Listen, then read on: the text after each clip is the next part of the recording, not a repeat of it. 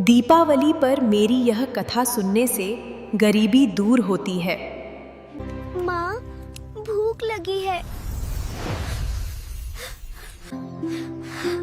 आज हम आपको माँ लक्ष्मी की एक पावन कथा सुनाने जा रहे हैं। कहा जाता है कि दीपावली के शुभ अवसर पर इस कथा को श्रद्धा और विश्वास के साथ सुनने से जीवन की दरिद्रता दूर होती है। जो भी व्यक्ति इस कथा को मन लगाकर सुनता है, उसके घर में सदैव सुख, समृद्धि और धन की वर्षा होती है। माँ लक्ष्मी की कृपा से जीवन में पैसों की तंगी समाप्त होती है और सौभाग्य का आगमन होता है। इसीलिए मित्रों, इस कथा को पूरा अवश्य सुनें, क्योंकि आधा अधूरा ज्ञान सदैव घातक होता है। जो भी इस कथा को आरंभ से अंत तक श्रद्धा भाव से सुनता है, माँ लक्ष्मी उसकी झोली खुशियों और समृद्धि से भर देती है। तो चलिए बिना किसी विलंब के आपको वह प्राचीन कथा सुनाते हैं। पूर्व काल की बात है। मध्य देश में एक अत्यंत शोभायमान नगरी थी। उस नगरी में एक सुकन्या नाम की स्त्री अपने पति और सास ससुर के साथ निवास करती थी। सुकन्या एक पतिव्रता और धर्मनिष्ठ नारी थी, जो सत्य और मर्यादा के मार्ग पर चलने में सदैव तत्पर रहती थी। वह गृह कार्य में अत्यंत दक्ष थी और उसका स्वभाव दयालु, मधुर और विनम्र था। सुकन्या का हृदय प्रेम और करुणा से भरा हुआ था। वह हर प्राणी में ईश्वर का अंश देखती थी और दूसरों की सहायता करने में सदा आगे रहती थी। सुकन्या का पति संजय एक वैश्य था। उसकी अनाज की दुकान थी, जहां वह बाजार में लोगों की आवश्यक वस्तुएं बेचा करता था। सुकन्या अपने पति से अत्यंत प्रेम करती थी। वह अपने पति को ही परमेश्वर मानती थी और उसकी सेवा में सदैव तत्पर रहती थी। नित्य सुबह वह पति से पहले जागती, अपने घर का आंगन स्वच्छ करती और रंगोली बनाकर उसे सुंदर बनाती थी। उसके बाद वह पूरे घर की सफाई कर स्नान करती, फिर तुलसी को जल चढ़ाती और देवी देवताओं की पूजा अर्चना करती थी। उसका दिन सदैव नियम, श्रद्धा और सेवा से भरा होता था। सुकन्या ने अपने जीवन में कभी किसी का अनादर नहीं किया। वह सभी से मधुर वाणी में बात करती और सभी के साथ आदर भाव से पेश आती थी। नगर के लोग जब भी सुकन्या को देखते तो कहते, यह तो साक्षात लक्ष्मी के समान गुणों वाली स्त्री है। वे उसकी विनम्रता और परिवार के प्रति उसके समर्पण की प्रशंसा करते थे। सुकन्या का स्वभाव इतना उदार था कि जो भी व्यक्ति उसके द्वार पर आता, वह बिना कुछ दिए कभी नहीं लौटता था। दान करना उसे अपनी सबसे बड़ी सेवा लगता था।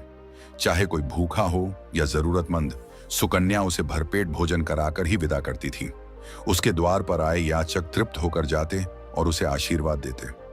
धीरे धीरे नगर के लोग कहने लगे कि सुकन्या के घर में स्वयं मां लक्ष्मी का निवास है, क्योंकि जिस घर में स्वच्छता, सेवा, दया और धर्म का पालन होता है, वहां लक्ष्मी का वास स्वाभाविक होता है।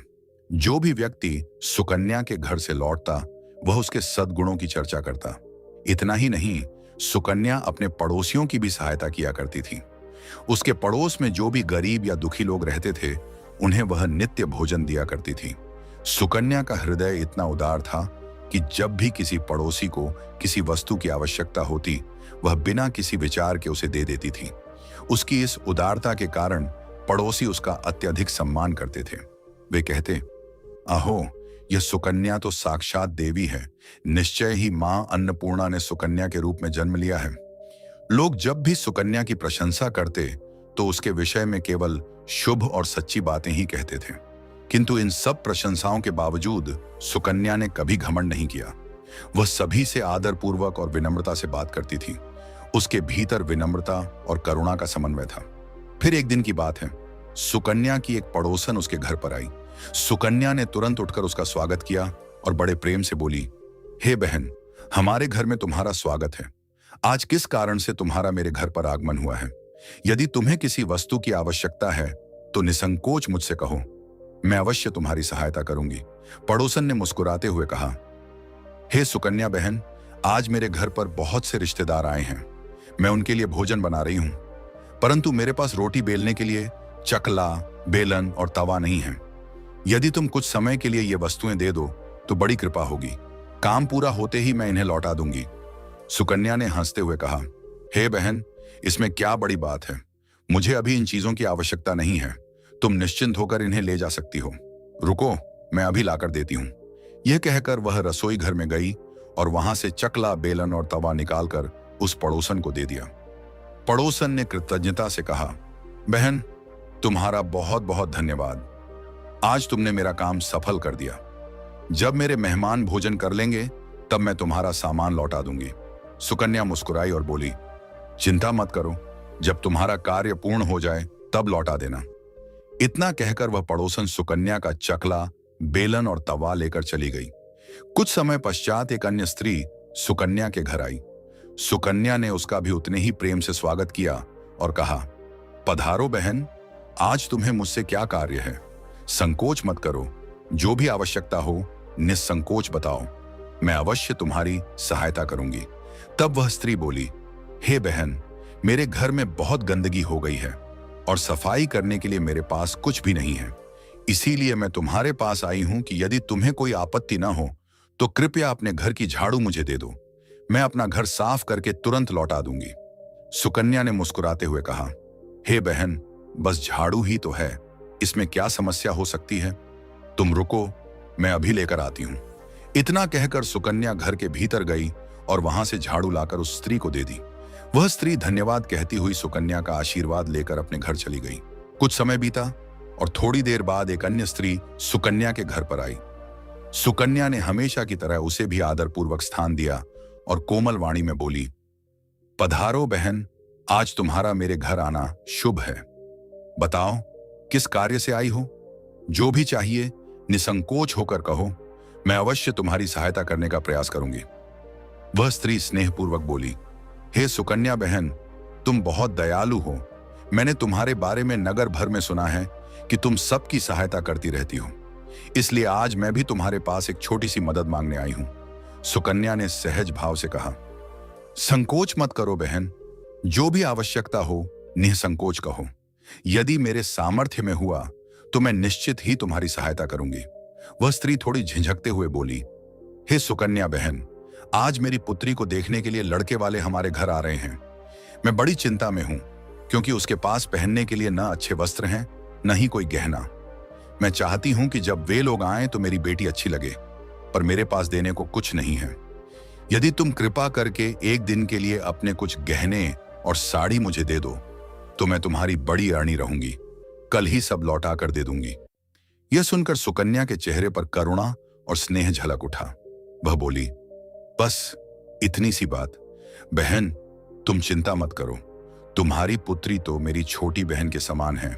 मैं अभी तुम्हें अपने गहने और एक सुंदर साड़ी देती हूं, जिससे वह राजकुमारी जैसी दिखेगी। इतना कहकर सुकन्या घर के भीतर गई और बड़ी श्रद्धा से अपनी साड़ी और गहने लेकर लौटी। उसने वे वस्तुएं पड़ोसन को सौंपते हुए कहा, भगवान करे तुम्हारी पुत्री को उत्तम वर मिले।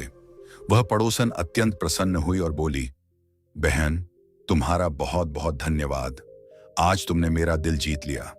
ऐसा कहकर वह सुकन्या के गहने और साड़ी लेकर हर्षपूर्वक अपने घर चली गई। फिर धीरे धीरे शाम होने लगी, सूर्य अस्ताचल को जाने लगा और उसी समय एक अन्य पड़ोसन सुकन्या के घर पर आई। सुकन्या ने सदैव की भांति बड़े प्रेम और विनम्रता से उसका स्वागत किया। वह मुस्कुराते हुए बोली, पधारो बहन, आज किस कारण से मेरे घर पर आना हुआ? बताओ, मैं तुम्हारी किस प्रकार सहायता कर सकती हूं? जो भी आवश्यकता हो निसंकोच होकर कहो, मैं अवश्य तुम्हारी मदद करूंगी। पड़ोसन ने विनम्रता से कहा, हे सुकन्या बहन, तुम बहुत दयालु हो। सब कहते हैं कि तुम हर जरूरतमंद की सहायता करती हो। आज मैं भी तुम्हारे पास इसी आशा से आई हूं। मेरा बच्चा कई घंटों से भूखा है और उसे पिलाने के लिए मेरे पास दूध नहीं है। यदि तुम थोड़ा सा दूध दे दो तो मेरे बच्चे का पेट भर जाएगा। यह तुम्हारा बहुत बड़ा उपकार होगा। सुकन्या का हृदय दया से भर उठा। उसने तुरंत कहा, अरे बहन, इसमें कौन सी बड़ी बात है, रुको, मैं अभी तुम्हें दूध लाकर देती हूं। वह रसोई घर में गई, एक पात्र में दूध निकाला और स्नेहपूर्वक उस स्त्री को दे दिया। पड़ोसन की आंखों में कृतज्ञता छलक आई। उसने कहा, हे सुकन्या बहन, तुम साक्षात देवी हो, ईश्वर तुम्हें सदा सुखी रखे। यह कहकर वह प्रसन्नता से उस दूध को लेकर अपने घर चली गई।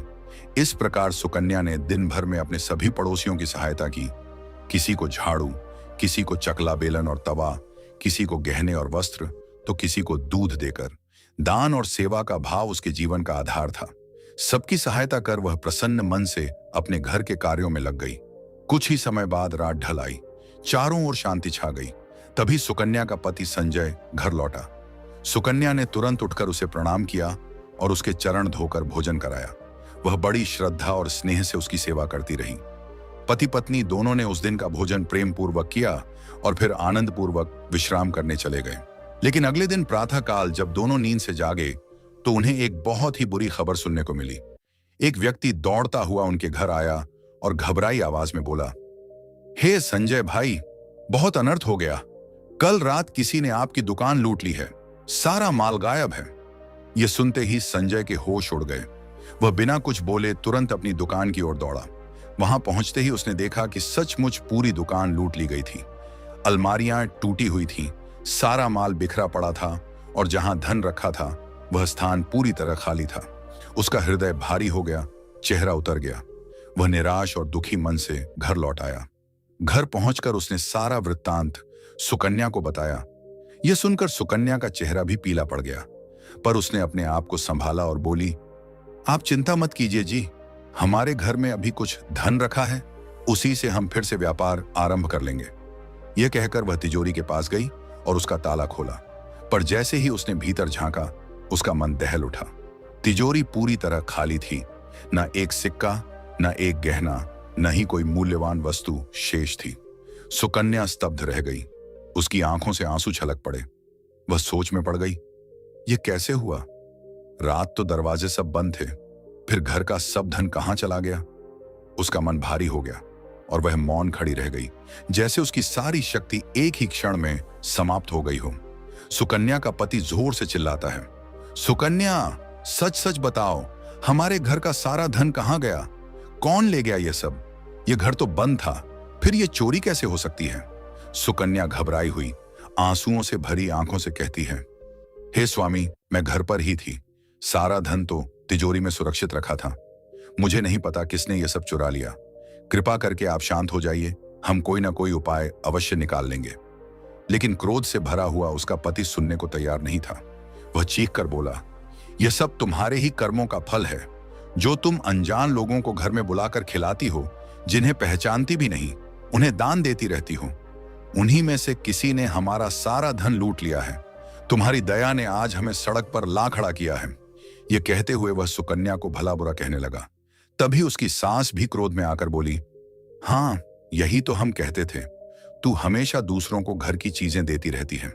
किसी को चकला बेलन दिया, किसी को तवा, किसी को झाड़ू, किसी को गहने और दूध। अब भुगत, उन्हीं में से किसी ने सब कुछ चुरा लिया। तेरी मूर्खता ने हमारे कुल का नाश कर दिया है।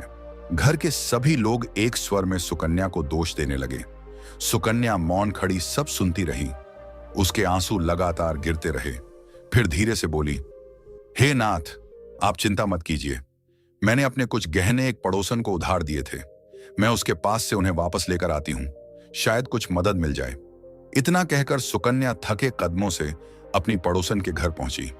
वहां पहुंचकर उसने दरवाजे पर कई बार दस्तक दी, पर भीतर से कोई उत्तर नहीं मिला। उसने चारों ओर देखा, घर सूना था, दरवाजे खुले थे। कुछ पड़ोसियों ने बताया कि वह स्त्री रात में ही कहीं चली गई, शायद गांव छोड़कर भाग गई। सुकन्या का दिल टूट गया। वह निराशा में डूबी हुई घर लौटी और अपने पति को सारी बात बता दी। यह सुनकर उसका पति आग बबूला हो उठा। वह क्रोध में कांपती आवाज में बोला, हे सुकन्या, तू कितनी मूर्ख है। तेरे ही कारण हमारा सारा धन वैभव नष्ट हो गया। तेरी इस बेहिसाब दान देने की आदत ने हमें भिखारी बना दिया। अब तू इस घर में एक क्षण भी नहीं रह सकती। अभी निकल जा यहां से। सुकन्या कांपते हुए स्वर में बोली, हे नाथ, मेरे सिवा आपका इस संसार में कौन है और मेरे लिए आप ही सब कुछ हैं। मैं कहां जाऊंगी? कृपया मुझे घर से मत निकालिए। मैं आपके बिना जीवित नहीं रह सकती। लेकिन उसके पति का हृदय क्रोध से पत्थर बन चुका था। उसने कठोर स्वर में कहा, मुझे तेरी कोई परवाह नहीं। तू कहीं भी जा, नदी में कूद जा या जंगल में भटक जा, पर अब इस घर में तेरे लिए कोई स्थान नहीं। तेरे कारण जो कुछ था सब बर्बाद हो गया। अगर तू यहां रही तो जो थोड़ा बहुत बचा है वह भी नष्ट हो जाएगा। यह कहते हुए उसने सुकन्या को घर से बाहर धकेल दिया। सुकन्या गिड़गिड़ाती रही, हाथ जोड़कर विनती करती रही, हे स्वामी, ऐसा अन्याय मत कीजिए। मैंने कोई अपराध नहीं किया है। लेकिन किसी ने उसकी नहीं सुनी। दरवाजा बंद हो गया और सुकन्या अकेली बाहर रह गई। आंसू उसके गालों पर बह रहे थे, हृदय टूट चुका था। वह रोती हुई कांपते कदमों से उस घर को छोड़कर चल पड़ी, उस घर को जिसमें अब तक उसका सारा संसार बसा था। चलते चलते सुकन्या थकी, टूटी और निराश अवस्था में मां लक्ष्मी के मंदिर पहुंची। उसके कदम डगमगा रहे थे, आंखों से आंसू थमने का नाम नहीं ले रहे थे। वह मंदिर के द्वार पर पहुंची और सीधे देवी की मूर्ति के चरणों में गिर पड़ी। आंसुओं से भीगा हुआ चेहरा, कांपते होंठों से वह करुण स्वर में बोली, हे मां लक्ष्मी, मैंने ऐसा कौन सा पाप किया है जो मेरी यह दशा हुई है? हे मां, मैं तो प्रतिदिन आपकी पूजा करती थी, दीप जलाती थी, आपका नाम स्मरण करती थी, फिर भी आपने मेरा घर क्यों त्याग दिया? बताइए मां, मैंने ऐसा कौन सा अपराध किया कि आप मुझसे रूठ गईं? यह कहकर सुकन्या वहीं मंदिर की सीढ़ियों पर बैठ गई। उसका हृदय भारी था, मन निराश। वह सोचने लगी, यदि मेरे पति ने मुझे स्वीकार नहीं किया तो मैं जीवित रहकर क्या करूंगी? यदि मेरे ही कारण मेरे पति का सब कुछ नष्ट हुआ है तो मुझे इस जीवन का कोई अधिकार नहीं है। मेरे लिए अब एक ही मार्ग शेष है, अपने प्राणों का अंत। ऐसा विचार मन में आते ही वह उठी और डगमगाते कदमों से नदी की ओर चल पड़ी। रास्ते में उसका मन असहनीय वेदना से भरा हुआ था, पर उसके चेहरे पर अब एक अजीब सी शांति थी, मानो उसने सब कुछ त्याग दिया हो। नदी के तट पर पहुंचकर सुकन्या ने दोनों हाथ जोड़कर आकाश की ओर देखा और कहा, हे मां लक्ष्मी, अब मैं अपने प्राण देने जा रही हूं। यदि मुझसे आपकी पूजा या भक्ति में कोई कमी रह गई हो तो कृपया मुझे क्षमा कर दीजिए। मैं अपने पति के बिना जीवित नहीं रह सकती। अब यही मेरा अंतिम प्रणाम है। मैं इस नदी में कूदकर अपने जीवन का अंत कर दूंगी। इतना कहकर सुकन्या ने आंखें बंद की और नदी में कूदने के लिए आगे बढ़ी। तभी चारों ओर एक दिव्य प्रकाश फैल गया। नदी का जल सोने की आभा में चमकने लगा और वातावरण में कमल की सुगंध भर गई। उसी तेजस्वी प्रकाश के बीच स्वयं मां लक्ष्मी साक्षात प्रकट हो गईं। उनका रूप अद्भुत था, नेत्रों में करुणा, मुख पर दिव्यता और चरणों से प्रकाश निकल रहा था। सुकन्या उस दिव्य ज्योति को देखकर स्तब्ध रह गई। मां लक्ष्मी ने कोमल पर दृढ़ स्वर में कहा, रुक जाओ सुकन्या, रुक जाओ पुत्री, तुम ये क्या करने जा रही हो? सुकन्या ने कांपते हुए आंखें खोली और जब उसने देखा कि साक्षात देवी लक्ष्मी उसके सामने खड़ी हैं, तो उसकी आंखों से आंसू बह निकले। वह तुरंत उनके चरणों में गिर पड़ी और कहने लगी, हे मां, मुझे क्षमा करो, मैं बहुत बड़ा पाप करने जा रही थी। मुझे लगा अब मेरे जीवन का कोई अर्थ नहीं बचा। मां लक्ष्मी ने उसके सिर पर हाथ फेरते हुए कहा, हे सुकन्या, मनुष्य को अपने प्राण स्वयं नहीं लेने चाहिए। यह महापाप है। ईश्वर ने यह शरीर कर्म करने और जीवन जीने के लिए दिया है, न कि दुखों से भागने के लिए। कठिनाइयां आती हैं, पर उनका सामना साहस से करना ही सच्ची भक्ति है। सुकन्या रोते हुए बोली, हे मां, मैं विवश हूं। मेरे पति ने मेरा त्याग कर दिया है। स्त्री का सबसे बड़ा धर्म अपने पति के साथ रहना है। जब उन्होंने मुझे अस्वीकार कर दिया तो मैं किसके लिए जीवित रहूं? मैं अपने पति के बिना नहीं रह सकती। इसी कारण अपने प्राण त्यागने जा रही थी। मां लक्ष्मी ने गंभीर किंतु स्नेह भरे स्वर में कहा, हे सुकन्या, मैं सब जानती हूं। यह भी जानती हूं कि तुम्हारे पति ने तुम्हें क्यों त्यागा, परंतु यह सब तुम्हारी ही भूल के कारण हुआ है। तुमने अनजाने में कुछ ऐसी वस्तुएं दूसरों को दे दी जो किसी भी स्त्री को अपने घर से बाहर नहीं देनी चाहिए। इन्हीं वस्तुओं के कारण मुझे तुम्हारा घर छोड़कर जाना पड़ा। सुकन्या ने आश्चर्य और पश्चाताप से कहा, हे मां, मैंने तो केवल दूसरों की मदद की थी, किसी का बुरा नहीं चाहा। कृपया बताइए, वे कौन सी वस्तुएं थीं जिनके कारण आप मेरे घर से चली गईं? देवी लक्ष्मी ने सुकन्या की ओर स्नेह और गंभीरता से देखा, फिर कहा, हे पुत्री सुकन्या, अब ध्यानपूर्वक सुनो। मैं तुम्हें उन वस्तुओं के बारे में बताने जा रही हूं जिन्हें किसी भी स्त्री को दूसरों को नहीं देना चाहिए।